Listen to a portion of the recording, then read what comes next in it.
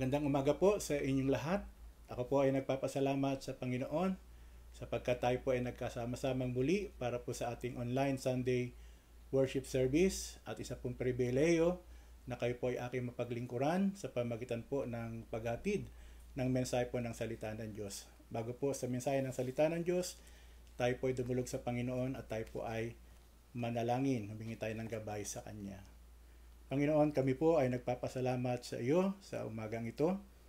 Papasalamat kami sapagkat kami ay inyo pong binayayaan sa aming mga buhay at patuloy. Salamat po sa hininga ng buhay. Salamat po sa iyong presensya sa amin, sa mga tahanan ng bawat kapatid na ngayon po ay kasama naming sumasamba sa iyo, Panginoon. Pagpalain mo kami na sa pakikinig namin ng iyong mga salita ay dumating ang pagpapala at ang pagbabasbas ng banal na Espiritu. Bigyan niyo po kami ng kaunawaan sa iyong mga salita, Panginoon, upang sa gayon kami ay makapamuhay ng ayon po sa iyong kalooban. Ito po ang aming samot dalangin sa pangalan ni Jesus. Amen. Marami na pong mga taon po ang nakalipas na ang subject o ang topic po ng panalangin ay naging mahalaga sa mga tao. In fact, sa ating panahon ngayon na pandemic ay marami pong mga Kristiyano, marami mga tahanan ang nagtipon-tipon at nanalangin dahil nga po sa dulot po ng pagkatakot dahil sa umiiral na salot sa ating bayan at hindi lamang sa ating bayan kundi sa buong mundo.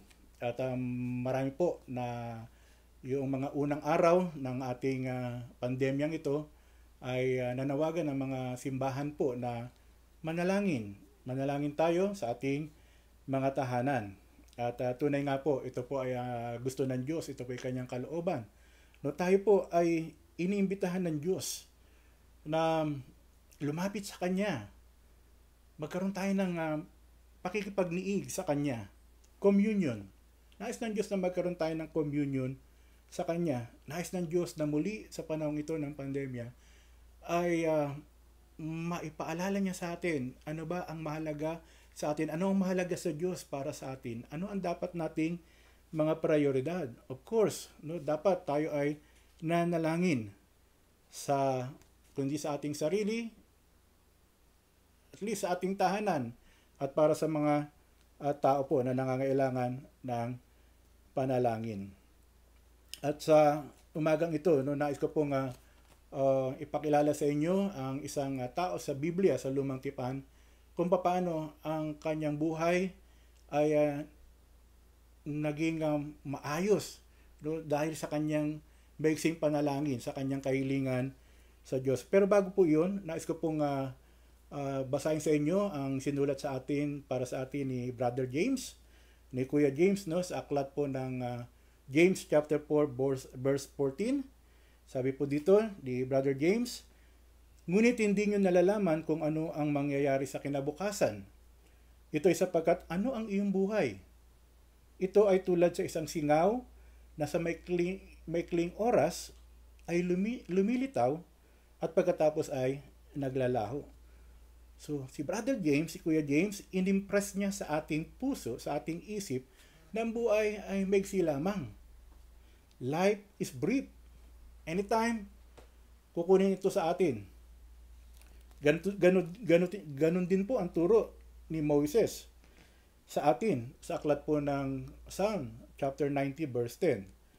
Sabi po ni Moses sa Psalms chapter 90 verse 10, ang buhay namin ay hanggang 70 taon lang. O kung malakas pa ay aabot ng 80 taon. Ngunit kahit ang aming pinakamagandang mga taon ay puno ng paghihirap at kaguluhan. Talagang hindi magtatagal ang buhay namin at kami ay mawawala. At dito po, yung kaiksian at kaiklian ng ating buhay, pinapakita po ni Moses, kaya nga siya po ay nanalangin din sa Diyos. No? Ituloy natin yung pagbasa sa verse 12 ng Psalm 19. Sabi niya sa Diyos, ipaunawa niyo sa amin na ang buhay namin ay maiksi lang. upang matuto kaming mamuhay ng may karunungan. So tinuturo sa atin ni Moises, nais niyang ma-recognize natin na ang buhay ay maiksi lamang at kailangan natin humingi ng karunungan sa Diyos. Kailangan nating manalangin sa Kanya ano ang mahalaga sa Diyos para sa ating buhay, sa maiksing buhay na meron tayo sa ibabaw ng lupang ito. Ano ang mahalaga? Ano ang nais ng Diyos para sa atin? At years and years, mahabang panahon po nung ito na ay sinulat ni Moises, itong Psalm 90, pagkatapos nito, si Haring Solomon ay sumulat din ng isang aklat sa Bible na ang tawag natin ay Proverbs, sa Tagalog mga kawikaan. At kung ating tutungayan, titignan po ang aklat na ito ni Solomon, makikita natin yung mga karunungan na kanyang isinulat, yung mga karunungan na dapat ay meron po tayo. Pero hindi lamang si Moises po ang may akda po ng Proverbs o ng mga kawikaan. Katunayan po yung ika-30 chapter, no, yung the 30th chapter ng Proverbs ay isinulat po ng isang tao na ang pangalan niya ay Agur. Agur. Siguro nga Agur, no? O Agur. Pero sino si Agur? Siguro narinig natin si Abraham, narinig natin si Isaac, kilala natin si Jacob, kilala natin si David, si Solomon. Maraming mga sulat patungkol sa kanila sa Biblia. Pero sino si Agur? Hindi natin siya kilala, kahit ako. No, ilang beses ko nang nabasa po ang aklat po ng Proverbs o ng mga kawikaan. At titiyak ko po sa inyo, nabasa ko po yung chapter 30 kasi hanggang chapter 31 ang Proverbs. Pero ito po, dahil po sa araw na ito, bago po dumating po ang linggong ito, ako'y nanalangin sa Diyos. Sabi ko, Panginoon, ano po ang inyong nais na maging mensahe ko po para sa inyong mga anak at sa mga taong makakasama namin sa aming online Sunday worship service. Isang araw po, habang ako po ay nagbabasa po ng Biblia, bigla ko po nakita po itong banner, no? May malit na banner lang, at nakalagay, The Prayer of Agur. Na-curious po ako. Tapos, binasa ko siya. Nung binasa ko po siya, parang sasalita siya sa aking puso. At sabi nga, siguro Lord, ito ang gusto mong aking mensahe para sa linggong ito. Sino si Agur? No, si Agur ay, sabing ganon, the son of Jaki. No, siya ay anak ni Jaki. Pero kahit na sinabi kung sino ang kanyang tatay, wala pa rin mga patungkol po sa kanyang tatay. Kaya kukunti pa lamang, wala tayong pagkakakilanlan sa kanya. Maliban po no, sa salitang ito, sa kanyang mamaya babasahin po natin no, yung Proverbs 30 verses 7 to 9, pero dito po sabi niya po no, na para makilala natin ng kahit ng konti si Agur, sabi niya ganun, chapter 30 verse 7 ng Proverbs, sabi niya, do not refuse me before I die. Do not refuse me before I die. At pwede nating sabihin na si Agur ay matanda na, or nararamdaman niya na ang kanyang buhay ay malapit nang matapos. Alam niyo po, ang ibig kong sabihin ng pangalang Agur o Agur po ay compiler. No, compiler, no, gathered together, no, iniipon, no, o kinukuha ang mga bagay tapos kanyang kinukompile. No, sabi nga po sa Hebraic name o sa Hebrew name ng pangalan ni Agur, the one who first gathered maxims together. No, kaya siguro yung chapter 30 ay kanyang sinulat no, sa gabay ng banal na espiritu, isinulat niya ang mga salita ito sa chapter 30. Ang ibig kong sabihin ng the son of Jaki sa wikang English po, the one who is spot out, or sa isang English word, despise. Sa Tagalog po inamak. So ang anak ni Jackie ay isang hinamak na anak. Siguro po naalala nyo no noong yung The Prayer of Jabez. Naalala niyo po ba? Siguro marami sa inyo nakabasa po ng The Prayer of Jabez. Ito po ay sinulat po, no? Ang may akda nito ay si Bruce Wilkinson. Year 2000 po. No? So matagal na po yung librong yun. Nasa OMF pa po ako noon. Ay naging bestseller book din po ito ng OMF. So sino ba nga ba si Jabez? No? Kasi ang yung book nga ay tinitlean na The Prayer of Jabez. No? Sabing ganun, Jabez was an honorable man in the Old Testament. At ito yung kanyang prayer. No? Jabez cried out to God. Sabi niya gano'n sa wikang niya, "Oh, that you would bless me and enlarge my territory. Let your hand be with me and keep me from harm so that I will be free from pain." Gusto natin yung mga ganitong panalangin, hindi po ba? Na, Lord, pagpalain mo ako, Lord. Palawakin niyo po yung aking pong tag dito, yung aking territory. Gusto natin yung mga ganitong panalangin, no? Maging successful, matagumpay, magkaroon tayo ng impluwensya, magkaroon tayo ng impact sa mga tao, sa society natin, no? Yung mga magagandang opportunity dumating sa ating buhay. That is the prayer of Jabez. Maganda po yun. Hindi po masama yun. Tama po yun. Pero narinig na po ba yung panalangin ni Agur? So si Agur po ay isang simpleng tao. Pero yung kanyang panalangin, napakamakapangyarihan po nito kasi yung kanyang request, kay Lord, yung kanyang prayer, is a prayer for a Godward life. Isang panalangin na ang kanyang buhay ay maging makadiyos. Kaya po ang pamagat po ng aking mensahe sa inyo ngayong umagang ito, a prayer for a Godward life.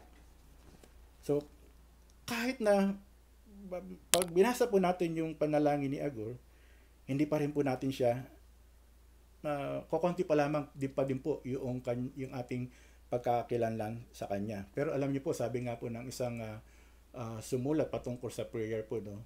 Makikilala mo daw ang isang tao din sa pamamagitan o sa uri ng kanyang panalangin. Pakinggan mo yung panalangin ng taong yon. Magkakaroon ka ng idea patungkol sa taong ito na nananalangin. So, sa umaga ito, nais ko pong introduce sa inyo ang isang tao ng pangalan po ay Agur at ang kanyang panalangin po. At dito po makita po natin, ito pong mapagpakumbabang lalaki na nalangin sa Diyos. Hindi siya nanalangin para ma-impress, no, ang tao. Hindi ma-impress, no, hindi para masabing napakagaling niyang manalangin o kaya napakagaling niyang mangaral ng salita ng Diyos. Kundi ang kanyang panalangin ay patungkol sa kanyang paghahanap, no, ng kanyang paghingi ng tulong sa Diyos na makapangyarihan. So, ang setting po ng panalangin ni Agur na ito po ay kasama po sa tinatawag natin sa Bible na wisdom literature or wisdom writings po.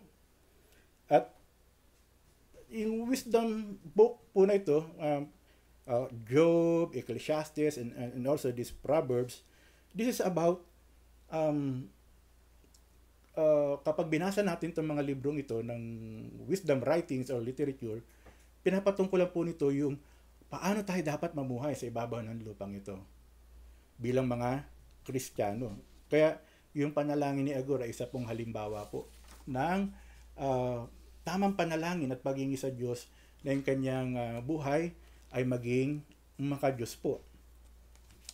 Tinuturo sa atin ng wisdom writings, no? Itong literature na ito, yung ini-emphasize niya rito yung skillfulness natin na mamuhay po ng pamumuhay ayon sa Diyos, sa kalooban ng Diyos, sapagkat yun po ang kanyang layunin at ang kanyang naisin. Ito po, basahin na po natin ngayon yung Proverbs chapter 30 verses 7 to 9. O Kawikaan, mga Kawikaan, kabanatang 30, talatang 7 hanggang 9. Panginoon, may dalawang bagay akong hihilingin sa inyo. Kung maaari, ibigay niyo ito sa akin bago ako mamatay. Una, tulungan niyo ako na huwag magsinungaling. Pangalawa, huwag niyo akong payamanin o pahirapin Sa halip, bigyan nyo lamang ako ng sapat para sa aking mga pangangailangan. Dahil kung yumaman ako, baka sabihin kong hindi ko na kayo kailangan. At kung ako naman ay maghirap, baka matuto akong magnakaw at mailagay ko kayo sa kahiyan. Meron po tayong pwedeng makuha po, no?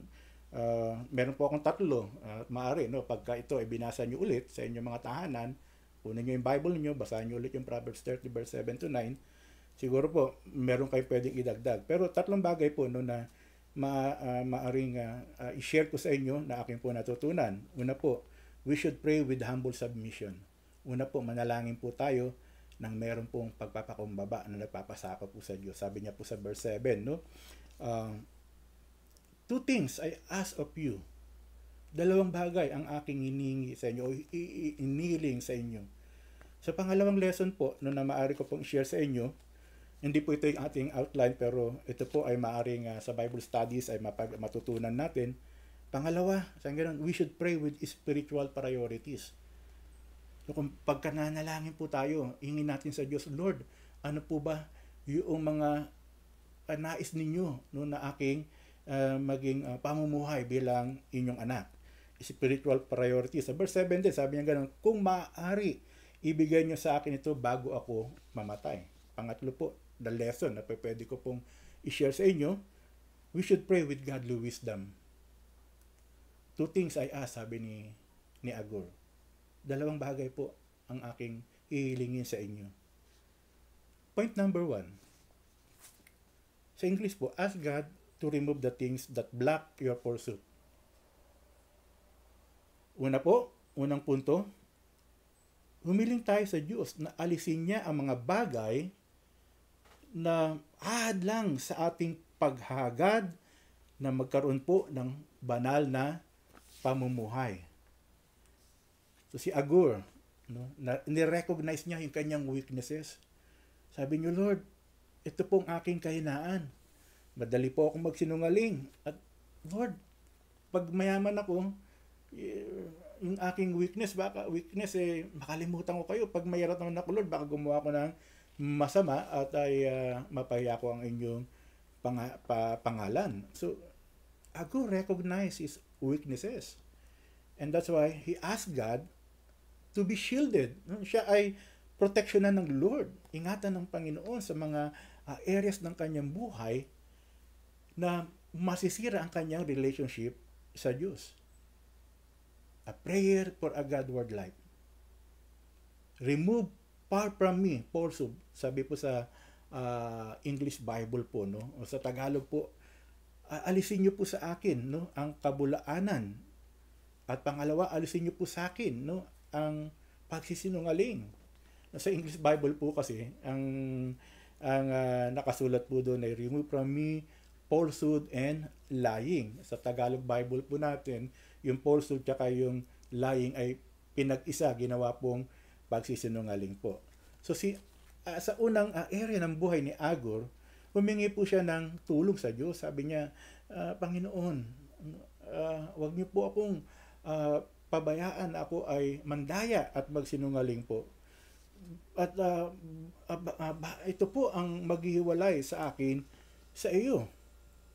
Alam niyo po, kapag tayo po ay laging gumagawa po ng mga pandaraya po, no, isang araw po makikita na lang natin ang ating buhay na tayo po ay wala na po sa Diyos. Makita natin sa ating buhay na normal na lamang ang pandaraya. Kasi Agur, sa kanyang panalangin, nais niyang humingi po ng integridad. Nais niyang maging tapat. Nais niyang magkaroon ng malinis na budi. No, ayaw niya yung pag nasa church siya ay banal. Pagkatapos ng church, siya ay hindi na banal. Hindi siya nagpray, Lord, tulungan mo po ako na magsabi lagi ng katotohanan. No, ang hinihingi ni Agur, no, sa kanyang panalangin, Lord, kapag meron po mga opportunity na ako po ay gagawa po ng pandaraya at ng pagsisinungaling, Panginoon, ilayo mo po ako. No? God, keep me from temptation and sin. Nais ni Agur, no, ng deliverance sa mga bagay na siya ay mahina. Yung pandaraya, pagsisinungaling. At maaaring nabasa niya ang aklat ni Moises. Sa Exodus chapter 20 verse 16, the ninth commandment. Ano ba yung ninth commandment? Sa 10 commandments ng ating Panginoon. Sabi sa verse 16 ng Exodus 20, huwag kayong sasaksi ng hindi totoo sa inyong kapwa.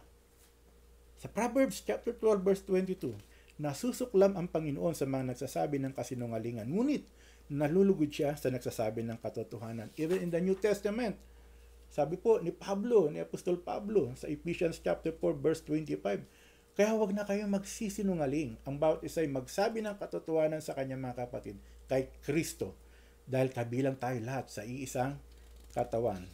Colossians chapter 3 verse 9, huwag kayong magsinungaling sa isa't isa dahil hinubad nyo na ang dati ninyong pagkatao at masasamang gawain.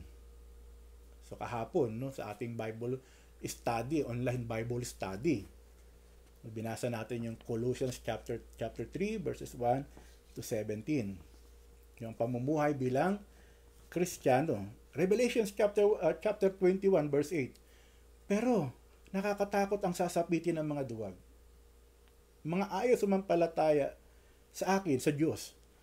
Marurumi ang gawain, mga mamamatay tao, mga immoral, mga mangkukulam, mga sumasamba sa Diyos-Diyosan. At lahat ng sinungaling.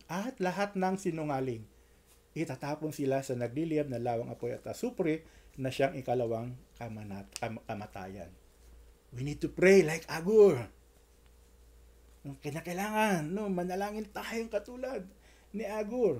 Mawala sa atin, yung pandaraya, yung kabulaanan, matanggal sa ating buhay bilang mga Kristiyano yung pagsisinungaling.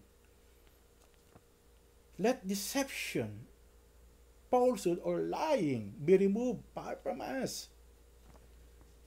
We must not lie and must not be involved in the lives of others. So si Agur po, siya po nais niyang maging isang lalaki ng Diyos na lagi nagsasabi ng katotohanan. Kasi mas madali po, kung tayo ay hindi nagpapasubmit sa Lord, na magsalita po ng mga kasinungalingan kaysa magsalita po ng katotohanan. So ayaw ni Agur, na siya ay maging bahagi ng kadayaan o ng mga pandaraya. Ayaw ni Agur, kaya siya nagpray kay Lord. Two things, Lord, I ask. So, ayaw niya na siya ay magsinungaling. Si Agur po isa pong honest man. Siya po isang upright man. Nais niya, ma-please niya si Lord. Ma-please niya ang Diyos sa kanyang buhay. Kaya nga sabi niya, Agur prayed for deliverance from moral contamination. Tayo ay nating maging biktima ng mga pandaraya. Para hindi po tayo maging biktima po ng mga pandaraya, huwag po tayo mandaya. Alam niyo po, si Satanas po ay tinawag po na deceiver of the whole world. Sabi po ng Revelations chapter 12 verse 9. Kaya itinaboy ang malaking dragon, ang ahas, nung unang panahon na tinatawag na Diablo o Satanas na nanlilinlang sa mga tao sa buong mundo. Itinapon siya sa lupa kasama ng kanyang mga anghel. Mahabasa din po natin sa Matthew chapter 4 verse 8 to 9 kung paano na ang Panginoong Yesus ay kanya rin pong tinukso o dinadaya. Sabing ganun, pagkatapos dinala pa siya ng Diablo, ang Panginoong Yesus, sa isang napakataas na bundok at ipinakita sa kanya ang lahat ng kaharian sa mundo at ang kayamanan at ang kadakilaan ng mga ito. At sinabi ng Diablo kay Jesus, ang lahat ng iyan ay ibibigay ko sa iyo kung luluhod ka at sasamba sa akin. Yes, I don't want to be deceived. Kaya nga, kung ako ay madaya, dapat hindi ako maging mandaraya. Dapat tayo ay maging mga tunay na kaibigan ng ating mga kaibigan na nagsasabi lagi ng katotohanan. Na laging bilang mga anak ng Diyos, anak ng katotohanan, na binibuild up natin ang bawat isa at hindi natin sila dinagdaya. Pangalawang punto po, ask God not to give you things that deter your pursuit of godliness. Pangalawang punto, hingin natin sa Diyos na tayo kanyang bigyan ng mga bagay na tayo ay wag pahintulutan ng Diyos no, na mali siya o magkaroon ng maling daan, no, palayo sa pamumuhay bilang isang anak ng Diyos. So una, sabi ni Agur, tulungan niyo ako na huwag mandaya at magsinungaling. Pangalawa, do not give me poverty. O huwag mo po akong pahirapin, Panginoon. Or riches. Panginoon, huwag mo akong payamanin. So sa pangalawang area nito, muli hiningi ni Agur sa Diyos no, na Lord, wag mo akong bigyan ng mga bagay na hindi ko kayang hawakan. Ito man ay kayamanan o ito man ay kahirapan. Lord, do not give me more than I can handle, either in wealth or poverty. Si Agur ay natatakot, no, na baka kung siya ay pagyamanin ng Lord, ay makalimutan niya ang Diyos. O kung masyado naman siyang mahirap, baka makagawa siya ng isang bagay na ikahiya, na magiging kahiyan ang pangalan ng Diyos. Kaya ang panalangin ni Agur ay isang sapat lamang, no? Upang yung kasapatan na iyon ay hindi siya humantong, no, sa mataas na pride. O kasi sabi niya, mayaman ako, kaya kaya ko gawin ang mga bagay. Or sabi naman niya, Lord, wag naman akong maging mahirap. Baka magnakaw ako ng pagkain ko para sa aking pamilya. Naalala ko tuloy yung balita, no, yung truck driver yata yun, no, or padyak siguro, na nagnakaw ng 2 lata ng spam, di ba? So nung interview siya, nung sabi niya gano'n, kasi nagugutom na yung kanyang pamilya, wala nang makain. Kaya naalala ko, no, sabi niya gano'n. Totoo nga talaga nun. So si Agur, humingi siya sa Diyos ng sapat na kanyang pangangailangan sa araw-araw. Tapos ang dulot nito sa kanyang buhay, siya ay nagpapasalamat sa Diyos. Pasalamat tayo sa Diyos, no, sa kanyang mga provision. Pagkatapos ito, maging dependent tayo sa susunod na mga pagkapala ng Diyos sa ating buhay. So sabi niya, Lord, wag naman pong extreme poverty. Yun nga, baka dahil sa kahirapan, ako ay magnakaw at mapahiya ang iyong pangalan. Minsan, no, pagka sabi, narinig ko, no, na ito kalooban ng Lord na ako ay maging mahirap. Minsan, yun nga, no, hindi tama, no, na kalooban ng Diyos na ako ay maging mahirap, maging mas mahirap pa sa daga. Kaya natin si Agur, no? Lord, sapat na pagpapala sa araw-araw ng aking buhay. 'Di ba? Sabi nga ni Jesus, no, na humingi kayo sa Diyos, no, sa inyong mga pangangailangan sa inyong buhay. Sabi niya sa Matthew chapter 6 verse 11, bigyan niyo po kami ng aming pagkain sa araw-araw. Ilan po sa atin, no, bago po kumain, nanalangin, nagpapasalamat sa Diyos, tapos po hinihingi na natin yung Lord, bukas po ulit no, yung ating pagkain sa araw po ng bukas. So naalala ko po, no, nung ang Diyos ay kanyang inilabas ang Israel, niligtas niya ang Israel, no, from Egypt, no, ang isang provision ng Lord, mana. Sabi ganoon ng Lord sa mga Israelita, kumuha lang kayo ng sapat para sa inyong pamilya. Bukas uulan ulit ng mana. Pero ano ginawa ng maraming mga Israelita? Kumuha sila ng sobra. Kaya kinabukasan, yung mana nila, yun, panis na. No? Alam niyo po, yung biyaya ng Diyos, laging fresh, no? Laging sariwa, no? Every morning. In Matthew chapter 7, verse 7 to 8, humingi kayo sa Diyos at bibigyan kayo. Hanapin ninyo sa Kanya ang hinahanap nyo at makikita ninyo. Kumato kayo sa Kanya at pagbubuksan kayo. Sapagkat ang lahat ng humingi ay nakakatanggap. Ang naghahanap ay nakakakita at ang kumakatok ay pinagbubuksan. Yun po yung puso ng Diyos. Humingi tayo sa Kanya. Hanapin natin siya. Kumatok tayo sa Kanya. At tayo po hindi mabibigo. Sapagkat ang Diyos po ay Diyos po. So ito po yung mga salita ni Agur, no? Isang sinserong ang mga salita o panalangin niya, at ito ay nagpapahayag, no, na yung kanyang puso, no, na yung kanyang puso hindi masyadong mahalaga sa kanya, hindi mahalaga sa kanya yung I mean yung prosperity, yung success ay kanyang inilalagay sa tamang kalalagyan niya sa kanyang buhay. Basta mahalaga kay Agur, basta sapat ang biyaya ng Diyos sa kanya, pagpapala ng Diyos sa kanya, ang mahalaga sa kanya, maluwalhati niya ang Diyos sa kanyang buhay. Sabi nga ni Pablo, whether you eat or drink, sabi nga gano'n, give glory to God. Ano po ang inyong malaking pangangailangan bilang mga Kristiyano? What is your greatest need as a Christian? Para po sa success, gusto po natin maging matagumpay, gusto po natin maging fruitful, sapagkat ito naman po ay kalooban din ng Diyos. Pero nasan po ito sa kalooban ng Diyos sa inyong buhay? Saan po ito nakapuwesto? So ang karunungan po ang karunungan ay nagtuturo po sa atin, karunungan po ng Diyos nagtuturo po sa atin kung ano po ang meron tayong mga kahinaan. Kaya nga yung Proverbs ay mahalaga po na binabasa po natin. At mahalaga na matutunan nating manalangin sa Diyos at humingi sa Kanya na mga bagay na kaya nating i-handle. No? Parang, Lord, bigyan mo nga ako ng sports car. No? Ba't kayo ng sports car? Una, wala ka na mga garahe. No? Pangalawa, bakit mo kailangan ng sports car? Kung ikaw ay nasa ministry o kailangan mo sa trabaho, sports car ba kailangan mo? Hindi. No? Sapat na pagpapala ng Diyos. Nais ni Agur, integridad.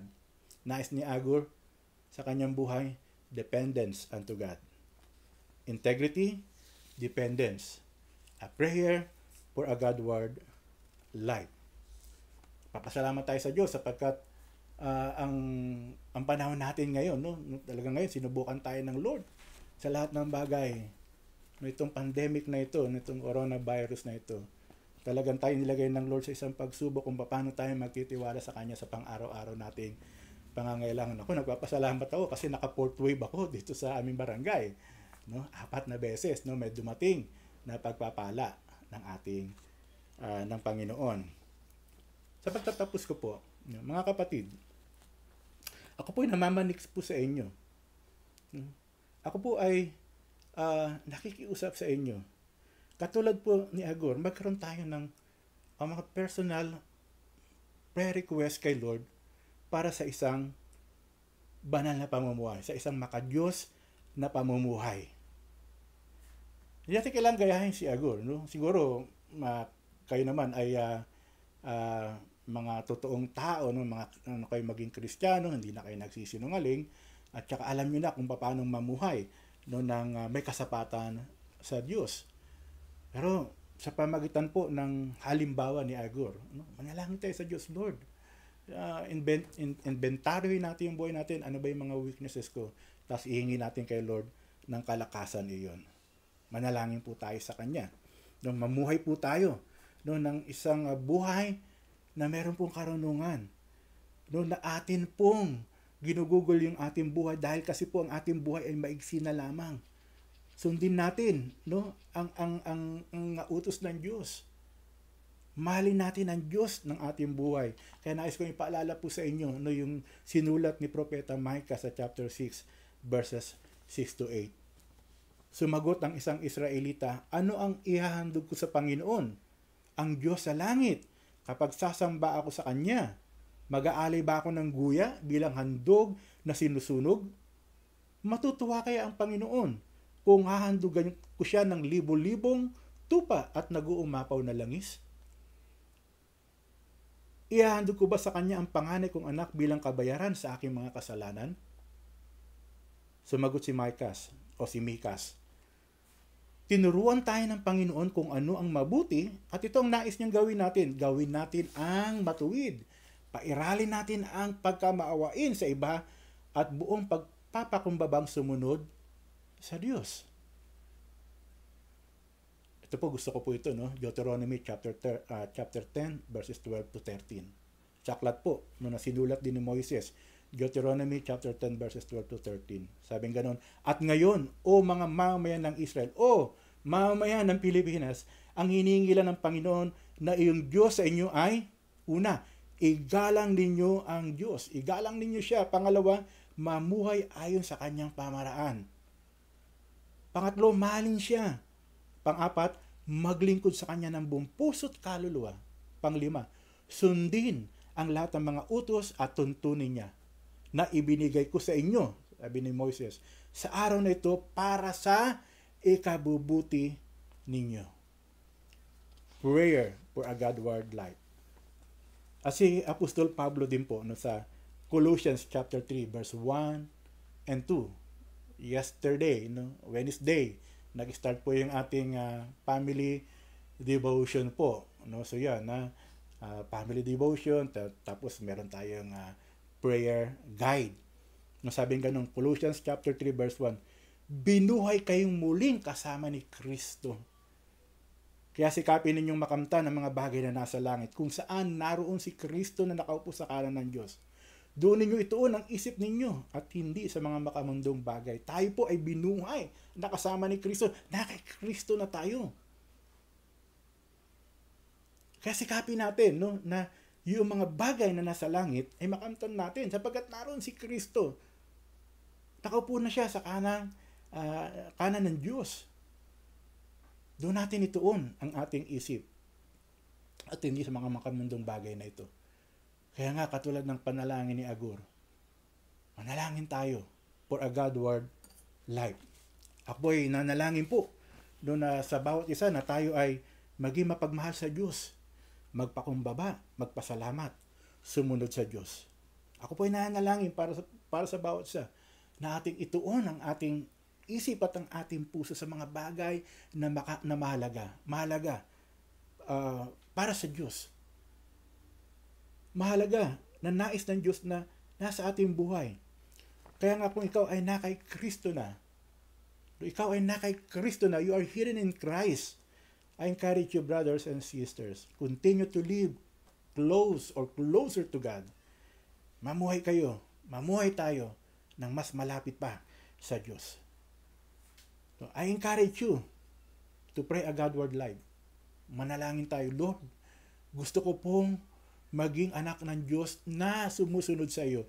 Nais ko po, Panginoon, na mamuhay ng ayon sa iyong kalooban, ng mayroong banal na pamumuhay.